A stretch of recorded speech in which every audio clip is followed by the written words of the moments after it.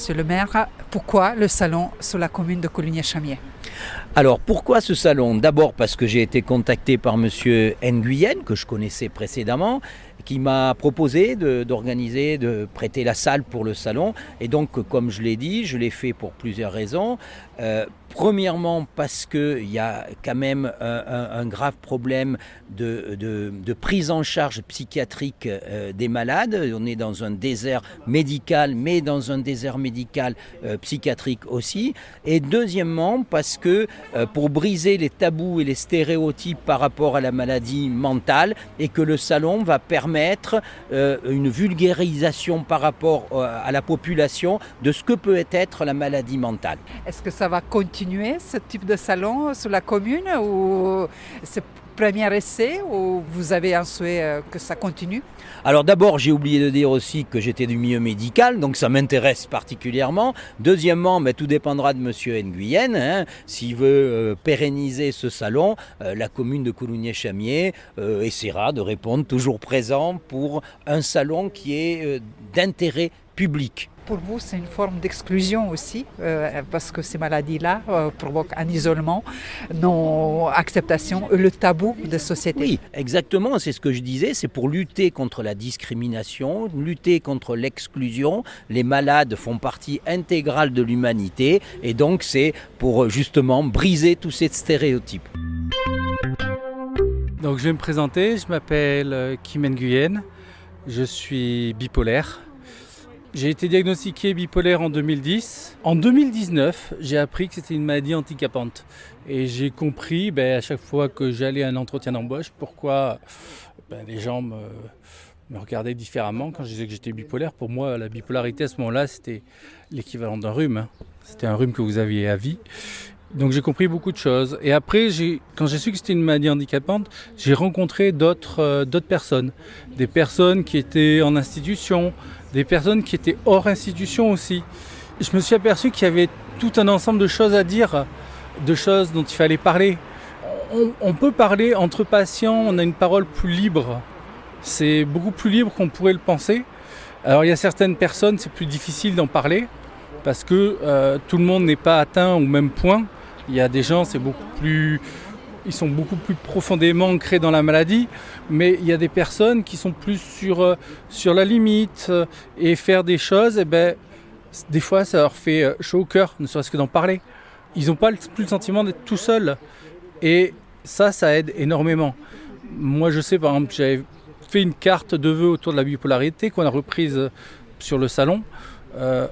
J'ai une voisine qui m'a remercié parce qu'elle est bipolaire, elle est équilibrée avec ses traitements, mais elle a une fille qui est aussi bipolaire et qui, elle, était à deux doigts de partir, si je peux me permettre. Et ça a permis, par partageant juste ce simple document avec sa fille, ça a permis de remettre les choses sur une meilleure voie, de lui permettre de retrouver des choses. Voilà. Donc, ce salon, c'est aussi une façon d'aider les gens, aider à en parler, que ce soit avec d'autres personnes ou que ce soit au sein d'une famille, voilà, juste casser les stéréotypes et casser cette honte qu'on peut avoir par rapport à une maladie. On peut peut-être préciser pour nos auditeurs, c'est que c'est pas une minorité, les gens qui sont touchés par ça.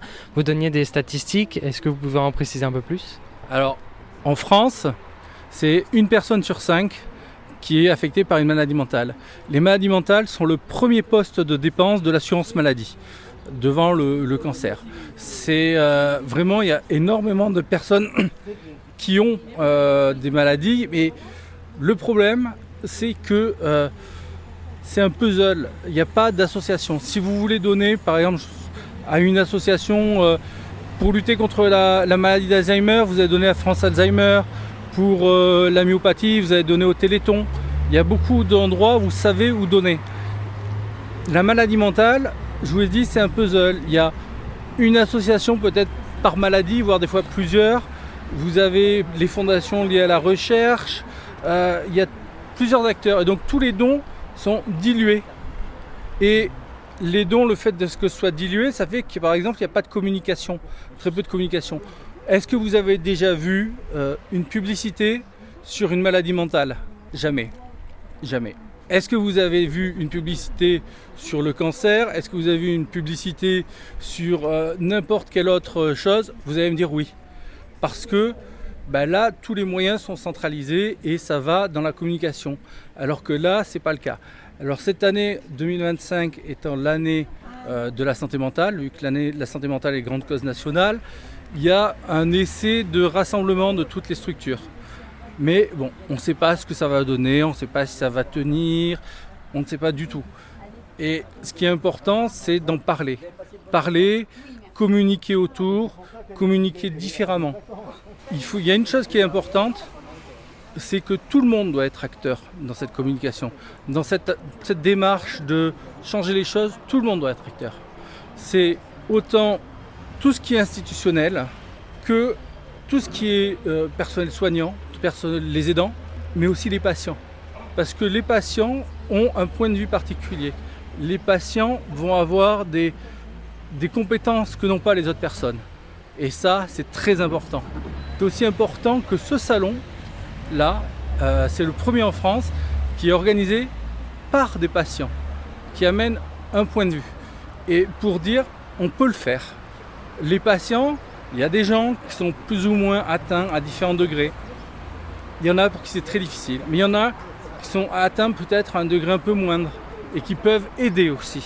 Et donc toutes ces actions, le fait que ce soit fait par des patients qui amènent leur point de vue, leur savoir-faire, tout ce qui peut manquer aussi à d'autres personnes, ça fait une complémentarité et une efficacité plus grande. Voilà. Ce salon, il n'est pas réservé pour les personnes qui sont atteintes ou qui sont de près ou de loin concernées par ces maladies mentales. C'est ouvert à tous, c'est ça? Oui, c'est un salon qui est vraiment ouvert à tout le monde. C'était une des choses qu'on voulait. Une des choses qu'on voulait absolument, c'est que le salon 1 soit gratuit. Qu'une personne qui vienne, on ne lui demande pas ce qu'elle est. Si c'est une personne qui a une maladie, si c'est une personne qui est soignante, si c'est une personne qui est aidante ou juste une personne curieuse, tout le monde est là. Et on ne vous met pas d'étiquette dessus. Et ça, c'est vraiment le principal. C'est-à-dire qu'on peut venir juste comme ça, on va se renseigner. On peut venir se renseigner pour soi, on peut venir se renseigner pour d'autres personnes, pour quelqu'un d'autre. On peut venir juste parce qu'on connaît un petit peu et on voudrait en savoir un peu plus. On est impliqué dedans parce qu'on fait des soins. C'est vraiment la chose principale, c'est ouvert à tout le monde. Et une des choses aussi, pour montrer qu'on est ouvert à tout le monde, c'est qu'on a mis au point plusieurs petits ateliers qui montrent à une personne, entre guillemets, normale, ce que ça peut être le quotidien parfois d'une personne malade. Et là, ça c'est très important, de le mettre.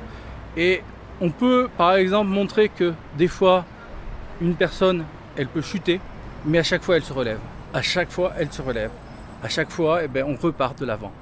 C'est aussi ça. Et c'est pas parce qu'on a une maladie qu'on doit être stigmatisé, vu de côté. Tout ce qu'une personne qui a une maladie, quel que soit son degré, tout ce à quoi cette personne aspire, c'est la normalité. C'est pour ça aussi vraiment qu'on voulait faire ce salon. Que les gens aient aussi ce sentiment de normalité. Vous venez, vous êtes comme les autres. Il n'y a pas de différence. Une des choses principales qui anime ce salon, une des volontés est de casser aussi un peu le stéréotype, c'est que la maladie mentale, quand on y pense, on va penser dépression, tristesse, que des trucs négatifs. Tout ce qu'on a fait sur la communication, toute la façon d'envisager le salon, c'est plutôt une façon positive. On veut donner plus de l'énergie. Les gens, on veut casser leur isolement. On veut que ça peut être casser l'isolement directement ou indirectement. Vous connaissez une personne qui est pas bien, et vous allez lui transmettre un document, ça va l'aider à remonter. C'est tout bête. Voilà. Après, c'est une première en France. On espère que ça inspirera d'autres personnes à faire ce genre d'action. On essaiera nous on va communiquer, on communiquera en termes de chiffres surtout, parce qu'il n'y a pas de tabou à avoir aussi. Et si ça marche, eh ben ça marche. Et franchement, je pense qu'on sera parti pour une deuxième édition parce qu'il y a énormément de problèmes qu'on ne peut pas traiter sur une édition et qui sont aussi cruciaux. Voilà. Mais merci beaucoup. De rien. Bonne journée. Bonne journée à vous.